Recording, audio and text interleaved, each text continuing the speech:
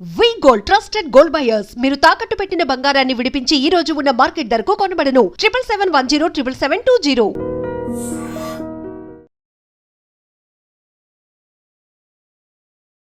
నమస్కారం, నేను డాక్టర్ శ్రీనివాస్ చెలిమిల సంస్కృతి కేరళ ఆయుర్వేద పంచకర్మ క్లినిక్ నుంచి మాట్లాడుతున్నాను.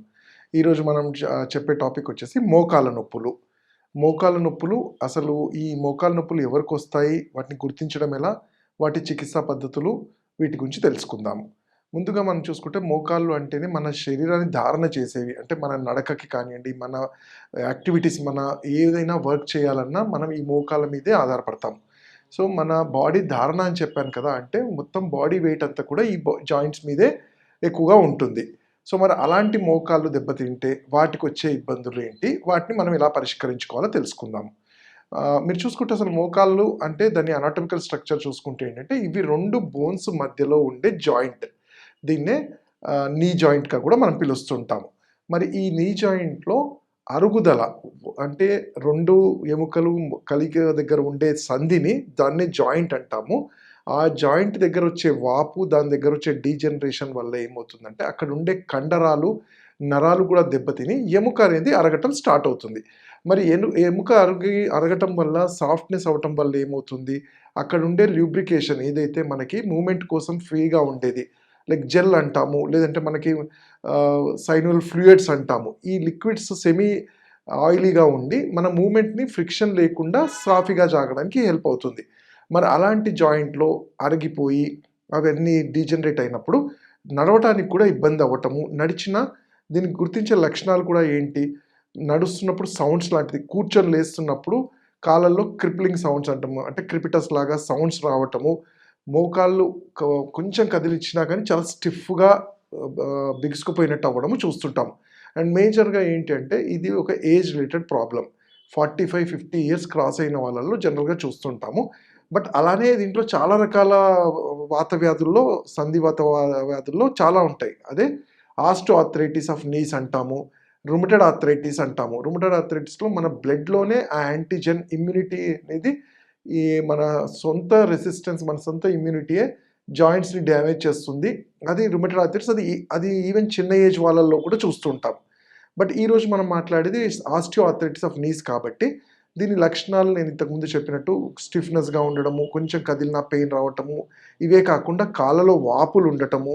మెయిన్గా మనం దీన్ని గుర్తించడం ఎలా అంటే చాలా చిన్న వరకు మనం చేయాల్సిన మన రెగ్యులర్ యాక్టివిటీస్ కూడా చాలా ఇబ్బందిగా, అమ్మో లేవాలంటే నాకు భయము, మెట్లు ఎక్కాలంటే నాకు భయం వేస్తుంది, ఆ నొప్పి వచ్చేస్తుంది, కొంచెం దూరం నడిచినా కాళ్ళు స్టిఫ్ అయిపోవటము, వాపులు రావటము, పెయిన్ లాగా ఉండడం చూస్తుంటాం. మరి నేను ఇంతకుముందు చెప్పినట్టు ఇది ఒక ఏజ్ రిలేటెడ్ ప్రాబ్లం అనుకున్నప్పుడు జనరల్గా ఒక 45-50 ఆర్ 50 అబోవ్ ఉన్న వాళ్ళల్లో వియర్ అండ్ టియర్ అంటాము.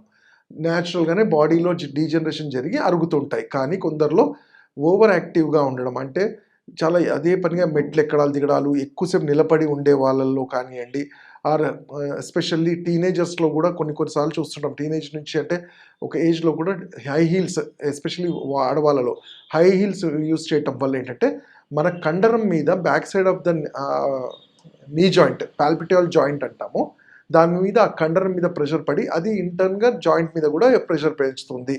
అలానే ఇతరత్ర జబ్బులకు ఏమన్నా ఉన్నప్పుడు, వైరల్ అటాక్స్ జరిగినప్పుడు, వైరల్ ఇన్ఫెక్షన్స్ ఉన్నప్పుడు కూడా మోకాలు నొప్పులు ఇవన్నీ చూస్తుంటాం. ఫర్ ఎగ్జాంపుల్ చికెన్ గున్యా అని కానివ్వండి, కోవిడ్లో కూడా చాలామంది ఈ మోకాలు నొప్పులు ఇవన్నీ చూసాం. మరి వీటిని గుర్తించడం అంటే నడుస్తున్నప్పుడే కొంచెం కుంటినట్టు నడవటము, కాళ్ళు డ్రాగ్ చేసి నడవటము చూస్తుంటాం. కొంతమంది బో షేప్డ్ అంటాం, రెండు కాళ్ళు బోలాగా ఉండి అడుగు తీసి అడుగు పెట్టడానికి ప్రాబ్లంగా ఉంటుంది. ఇవి మనం చూడగానే చెప్పేస్తాం. బట్ యాజ్ ఆయుర్వేద వైద్యుడిగా ఎప్పుడైతే నాడిని చూస్తామో, ఇది జనరల్గా వాతానికి సంబంధించిన వ్యాధి. వాతం అంటే ఏంటి, శరీరంలో డ్రైనెస్ పెరిగిపోయినప్పుడు జాయింట్స్లో ఉండాల్సిన ఈ మ్యూకస్ లాంటిది, సైనల్ ఫ్లూయిడ్స్ అన్నీ కూడా డ్రై అప్ అయిపోయి ఎముకకి రాసుకొని అక్కడ ఉండే కార్ట్లేజ్ పేపర్ లాంటిది రప్చర్ అవ్వడం చూస్తూ ఉంటాం. ఇది రప్చర్ అయినప్పుడు రెండు ఎముకలు ఒకదాంతో ఒకటి రాపిడికి గురయ్యి చాలా పెయిన్ఫుల్గా ఉంటుంది, కొన్నిసార్లు మంటగా ఉంటుంది, స్వెల్లింగ్స్ కూడా ఉంటాయి. ఇవి గుర్తించడం ఇవే కాకుండా మనకి ఇంకా అక్యురేట్గా తెలియాలి అనుకుంటే మనకి లేటెస్ట్గా ఉన్న మన ఎక్స్రేస్ అంటాము. ఎక్స్రేస్ చూసినప్పుడు డీజనరేషన్ 1, 2, 3 ఏ స్టేజ్లో ఉందని తెలుసుకుంటాం. అయితే జనరల్గా కామన్గా అడిగే క్వశ్చన్ ఆర్ కామన్గా మా దగ్గరికి వచ్చే పేషెంట్స్ ఏంటంటే అది చాలా అరిగిపోయి ఎంఆర్ఐ కానీ ఎక్స్రే తీసి డాక్టర్ గారు ఇప్పుడు అరిగిపోయాయి అన్నారు, ఆపరేషన్ చేసుకోవాలి అంటున్నారు అంటారు. అంటే మీకు ఒక్కటే నేను మీకు ఇక్కడ అవేర్ చేయాల్సింది ఏంటంటే, ఒక ఎముక అరగాలంటే అది 3 నుంచి 4 సంవత్సరాలు పడుతుంది. మీరు ఎక్స్రే తీసిన రోజు, ఎంఆర్ఐ తీసిన రోజు, లేకపోతే మీకు నొప్పి వచ్చిన రోజు అది అరగదు. జనరల్గా అది మన బాడీ చాలా సిమ్టమ్స్ చెప్తుంటుంది. నేను ఇంతకుముందు చెప్పినట్టే దీనికి కారణాలైన అధిక బరువు కానివ్వండి, శరీరంలో కాల్షియము, మినరల్స్, ప్రోటీన్స్, ఇతరత్ర న్యూట్రియంట్స్ ఏవైతే D3 కానీ ఇవన్నీ తగ్గిపోవటము, అధిక బరువు, ఇతరత్ర హార్మోనల్ ప్రాబ్లమ్స్ వల్ల కూడా థైరాయిడ్ కానివ్వండి, ఇలాంటి కండిషన్స్లో కూడా ఎముకల్లో ఉండాల్సిన కాల్షియం తగ్గిపోయి ఆస్టోపోరోటిక్గా కూడా తయారవుతుంటాయి, డొల్లలాగా అవుతుంటాయి. ఈ అన్ని కండిషన్స్ వల్ల ఎముకల మీద ప్రెషర్ పెరిగి అవి అరుగుతుంటాయి. అయితే మనకు అవి అదేం చెప్పేది సడన్గా జరగదు. ఇది మన లైఫ్ స్టైల్లో మనం అలానే, అంటే నేను సరిగ్గా టైంకి తీసుకోకపోవడము, ఫుడ్ తీసుకోవడం, పాలు కానివ్వండి, పెరుగు కానివ్వండి, వెజిటేరియన్స్, నాన్ వెజిటేరియన్స్ అయితే ఎగ్స్ లాంటివి, ప్రోటీన్ రిచ్ ఈ డైట్ ఇవన్నీ స్కిప్ చేసుకుంటూ అదే పనిగా స్ట్రెస్ఫుల్గా ఉండడం. అంటే స్ట్రెస్ఫుల్ అంటే మెట్లు ఎక్కడాలు దిగడాలు, ఎక్కువసేపు నిలబడ్డాలు, అధిక బరువు అయితే డెఫినెట్లీ ఉంటుంది. అలానే మన బాడీ మెటబాలిజాన్ని కరెక్షన్ లేకుండా కొన్నిసార్లు కాన్స్టిపేషన్, ఇలాంటి కండిషన్స్లో కూడా ఎముకలు అనేది వాటికి కావాల్సిన పోషణ తీసుకోలేవు.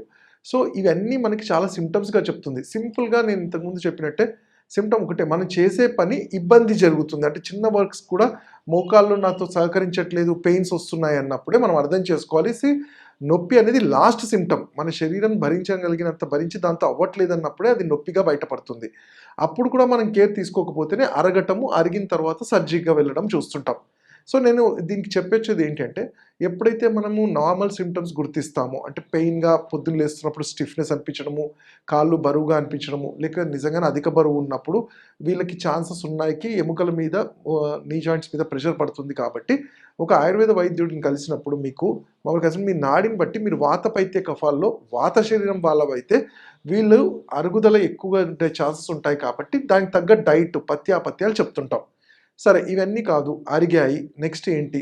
ఆయుర్వేదంలో మనం ఏం చేయగలుగుతాము? అరిగిన వాటిని మనము బోన్ రీజనరేట్ చేయలేకపోవచ్చు, కానీ అరగకుండా, వరస్ట్ కాకుండా, ఇంకా డిటోరేట్ కాకుండా మనం డెఫినెట్లీ ఆయుర్వేదంలో దీనికి ట్రీట్మెంట్స్ ఇవ్వగలుగుతాం. అండ్ ప్రతి అరిగిన ఎముకకి సర్జరీ ఒకటే ఆప్షన్ కాదు. తప్పదనుకుంటే ఎవరైనా అదే చెప్తాం. కానీ మనం చేసుకునే ట్రీట్మెంట్స్ వల్ల, వీటిని పెయిన్ మేనేజ్మెంట్, ఈ చికిత్సల వల్ల ఎముకలు అరగకుండా, మన లైఫ్ స్టైల్ దెబ్బతినకుండా మన పనులు మనం చేసుకోవడానికి ఆయుర్వేదం చాలా చక్కటి చికిత్సలు, లైక్ పంచకర్మాల్లో చేసే పూర్వకర్మాస్, జానుబస్తి అంటాం. మోకాలు చుట్టూ ఆయిల్స్ని దారలాగా వేయటము, పొట్లీలు పెట్టడం వల్ల కండరాల్లో కావాల్సినంత పోషణ, రక్త ప్రసరణ రిసీవ్ చేసుకోవడము, దాంతో పెయిన్ రిలీవ్ జరగడంతో పాటు ఫర్దర్గా కూడా ఇది డ్యామేజ్ అవ్వకుండా హెల్ప్ అవుతుంది. అలానే కొన్ని సందర్భాల్లో ఔషధాలు లైక్ గుగ్గులు లాంటివి, యోగరాజ్ గుగ్గులు అని కానివ్వండి, మహాయోగరాజ్ గుగ్గులు కానీ, మీ తత్వాన్ని బట్టి డెఫినెట్లీ అడ్వైస్ చేస్తే వీటి వల్ల ఎటువంటి బ్యాడ్ సైడ్ ఎఫెక్ట్స్ లేకుండా శరీరాన్ని, వాతాన్ని, ఈ పెయిన్ని కంట్రోల్ చేసిన వాళ్ళం అవుతాము. అలానే గృహ చిట్కాలు అంటాం. ఇంట్లో చిన్న నొప్పి వచ్చినప్పుడు, వాపులు వచ్చినప్పుడు ఏం చేయాలి? సింపుల్గా మనకి ఇంట్లో ఉండే అల్లం పేస్ట్ని, అన్నాన్ని బాగా మెత్తగా బాయిల్ చేసి అల్లం పేస్ట్ కలిపేసి పట్టులాగా దాన్ని చిన్న లేపంలాగా పెట్టి పట్టులాగా కడితే ఒక 5-10 నిమిషాలు వాపుతో పాటు కండరం స్టిఫ్నెస్ కూడా తగ్గుతుంది. అలానే నువ్వుల నూనె రోజు అప్లై చేసుకొని ఎండలో కూర్చోవటం వల్ల D3 కూడా అబ్జర్వ్ అయ్యి ఎముకలకు కావాల్సిన పోషణ, కాల్షియం ఇవన్నీ కూడా మంచిగా రీచ్ అవుతాయి. అలాగనే వీళ్ళు కొంచెం ఏంటంటే వాకింగ్ చేయాలా వద్దా అంటే, అరిగిన తర్వాత వాకింగ్ చేయడం వల్ల పెద్దగా ఉపయోగం ఉండదు. అరగక ముందు మనం ప్రికాషన్స్గా చేసుకోవాలి. అరిగిన తర్వాత స్ట్రెచింగ్ ఎక్సర్సైజ్ మేము సజెస్ట్ చేస్తుంటాం. ఇవి ఇలా చేస్తూ ఉంటే పెయిన్ మేనేజ్మెంట్తో పాటు లైఫ్ని హ్యాపీగా నొప్పి లేకుండా లీడ్ చేయగలుగుతారు. ఇంకా వీటి గురించి తెలుసుకోవాలంటే నా క్లినిక్స్లో హైదరాబాద్లో నన్ను కన్సల్ట్ చేయొచ్చు. నా నంబర్ 7658909501.